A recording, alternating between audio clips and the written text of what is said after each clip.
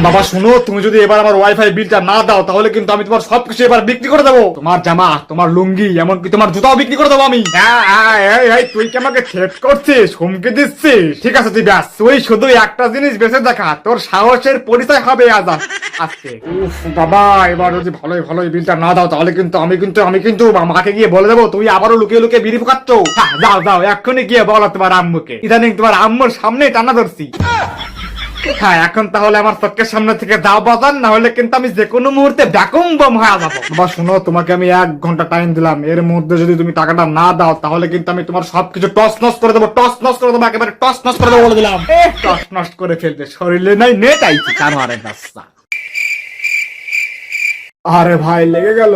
কি লেগে গেল? লেগেই গেল ভাই। আরে কি লেগে গেল? সত্যি সত্যি লেগে গেল রে ভাই। আরে সত্যি সত্যি কি লেগে গেল বলবি তো নাকি? ওরে লেগেই গেল রে। ওরে শুয়োরের বাচ্চা, কি লেগে গেল সেটা বলবি তো নাকি? যুদ্ধ।